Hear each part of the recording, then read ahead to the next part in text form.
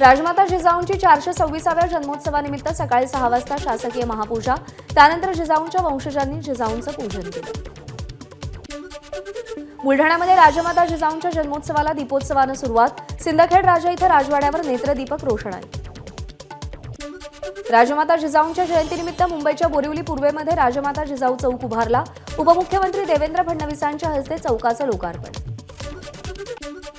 पंतप्रधान मोदी आज नाशिक दौऱ्यावर, मोदींचा रोड शो होणार, रामकुंड काळाराम मंदिरामध्ये पंतप्रधान मोदी दर्शन घेणार। 27व्या राष्ट्रीय युवा महोत्सवाचं पंतप्रधान मोदींच्या हस्ते आज उद्घाटन होणार। नाशिकमध्ये होणाऱ्या या महोत्सवामध्ये देशभरातील सुमारे 7,500 युवक सहभागी होणार। पंतप्रधान नरेंद्र मोदी आज मुंबई नवी मुंबई दौऱ्यावर 30,500 कोटींच्या विकास कामांचं उद्घाटन करणार। पंतप्रधान मोदींच्या नाशिक दौऱ्याची वेळ बदलली, दुपारी 12:15च्या ऐवजी मोदी सकाळी 10:15 वाजता नाशिकमध्ये दाखल होणार।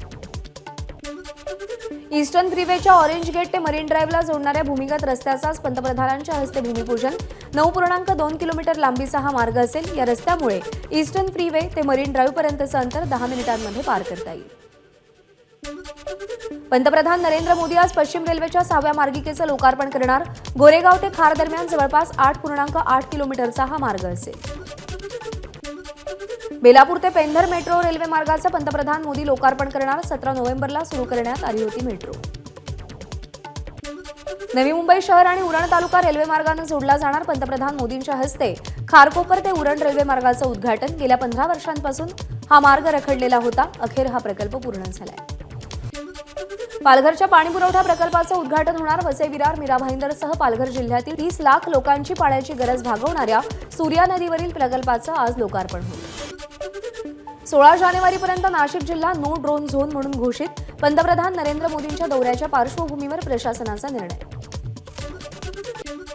पंतप्रधान नरेंद्र मोदींच्या हस्ते गोदावरी पूजन होणार। या पार्श्वभूमीवर नाशिकच्या रामकुंड परिसराला आकर्षक फुलांची सजावट। पुणे मुंबई द्रुतगती आणि जुन्या पुणे मुंबई महामार्गावर आज अवजड वाहतुकीला बंदी। पंतप्रधान मोदींच्या दौऱ्यामुळे प्रशासनाची खबरदारी। मुंबई अहमदाबाद राष्ट्रीय महामार्गावर सकाळी 6 ते रात्री 10 वाजेपर्यंत अवजड वाहनांना बंदी। पालघर जिल्हाधिकारी कार्यालयाचा निर्णय। आधी कांदा निर्यात बंदी उठवा, मगच नाशिकमध्ये पाय ठेवा। पंतप्रधान मोदींच्या दौऱ्याआधी स्वाभिमानी शेतकरी संघटनेचा इशारा।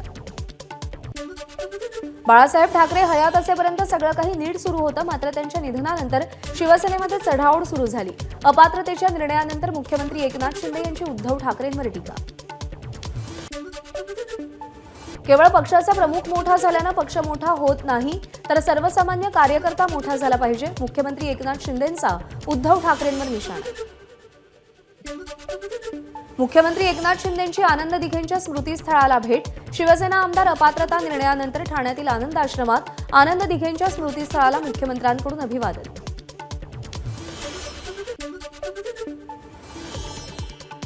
एकमेकांना चोर म्हणा, डाकू म्हणा, देणं घेणं नाही। दुकानदारी संपल्यानं नैराश्य आल्याचं दिसतंय। उपमुख्यमंत्री देवेंद्र फडणवीसांची उद्धव ठाकरेंवर टीका। अध्यक्षांचा निकाल कायदेशीर बाबींचा विचार करून फडणवीसांचं वक्तव्य। शिवसेना आमदार अपात्रता निकाल देऊन विधानसभा अध्यक्षांनी भाजपचे हस्तक असल्याचं सिद्ध केलं। ठाकरे गटाच्या उपनेत्या सुषमा अंधारेंचा राहुल नार्वेकरांवर आरोप। नार्वेकरांकडे खरंच वकिलांचं पत्र आहे का? अंधारेंची नार्वेकरांवर टीका। विधानसभा अध्यक्षांनी दोन्ही गटातील आमदारांना अपात्र केलं नाही हे आश्चर्य। जयंत पाटलांची प्रतिक्रिया। तर जागा वाटपावर आणखी एका बैठकीत अंतिम शिक्कामोर्तब होईल। प्रकाश आंबेडकरांशी संवाद सुरू, जयंत पाटील यांची माहिती। सर्वोच्च न्यायालयानं घातलेली चौकट पायदळीत उडवली गेली। ठाकरे गटाचे नेते अनिल परब यांची प्रतिक्रिया। सर्वोच्च न्यायालयाच्या आदेशाचं उल्लंघन झालं म्हणून कोर्ट याची दखल घेईल, परब यांचं वक्तव्य। भाजप आधी आमदार खासदार पळवून न्यायचे, आता पक्ष पळवून नेतात। काँग्रेस प्रदेशाध्यक्ष नाना पटोलेंची भाजपवर टीका। आम्हाला गद्दार म्हटलं गेलं असलं तरी आम्ही कोणतीही गद्दारी केली नाही। पक्षाचे विचार आम्ही सोडले नाहीत। पक्ष वाचवण्यासाठी आम्ही वेगळे झालो। जळगावमध्ये बोलताना गुलाबराव पाटील यांचं वक्तव्य। छत्रपती संभाजीनगरमध्ये फडणवीसांच्या कार्यक्रमात लाभार्थींचा गोंधळ। फडणवीसांच्या आवाहनानंतरही आरोग्य किट घेण्यासाठी झुंबड।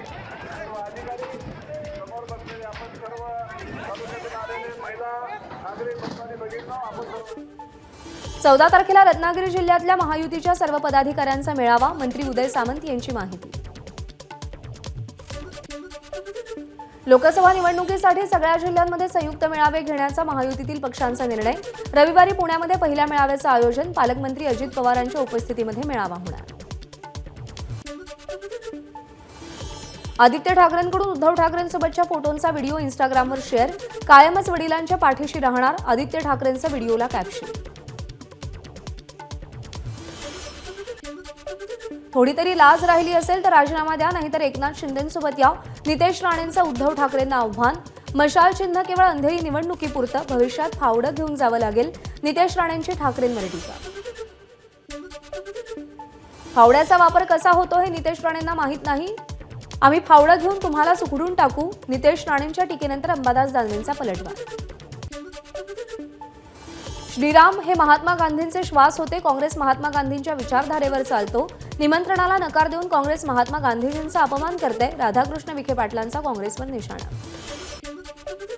भंडारा लोकसभेच्या जागेवरून भाजप आणि अजित पवार गटामध्ये चढाओढ, मात्र 2014 आणि 19 मध्ये भाजपचा विजय झाल्यानं आता देखील ही जागा भाजपकडेच असायला हवी, परिणय फुकेंचं वक्तव्य।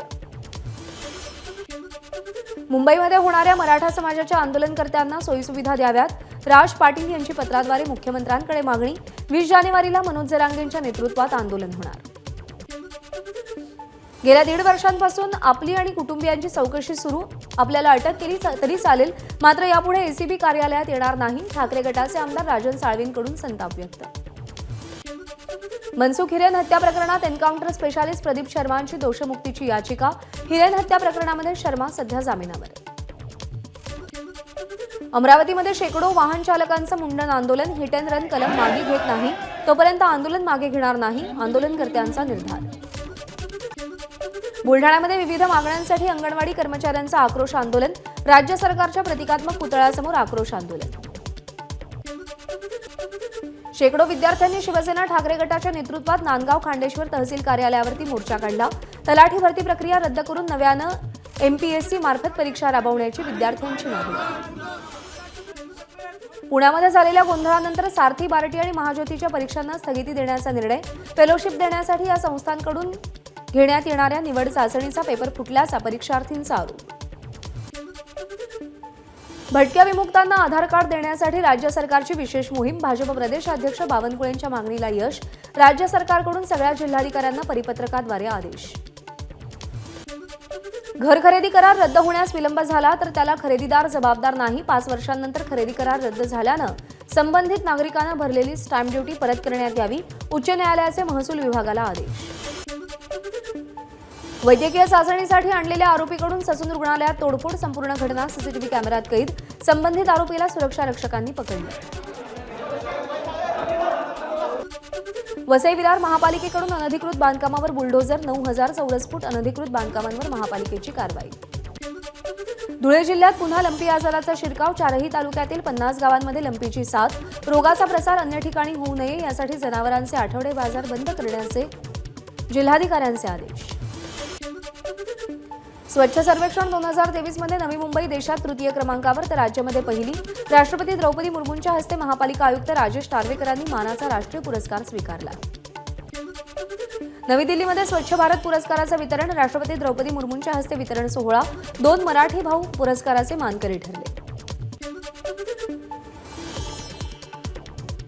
21 जानेवारीला टाटा मुंबई मॅरेथॉनचं आयोजन, आंतरराष्ट्रीय मॅरेथॉनचं यंदाचं 19वं वर्ष, यामध्ये 49,000हून अधिक लोक सहभागी होणार। ठाण्यामध्ये 20 ते 22 जानेवारी दरम्यान भव्य रामायण महोत्सव, उपमुख्यमंत्री देवेंद्र फडणवीसांच्या हस्ते या महोत्सवाचं उद्घाटन होणार। महोत्सवामध्ये विविध कार्यक्रमांच्या माध्यमातून रामनामाचा जागर केला जाईल।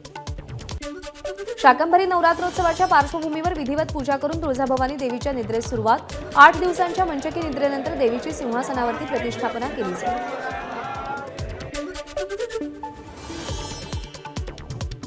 संसदेचं अर्थसंकल्पीय अधिवेशन 31 जानेवारी ते 9 फेब्रुवारी दरम्यान होणार। राष्ट्रपतींच्या संबोधनानं अधिवेशनाला सुरुवात होईल। अर्थमंत्री निर्मला सीतारामन 1 फेब्रुवारीला अर्थसंकल्प मांडतील। एबीपी माझा, उघडा डोळे बघा नीट।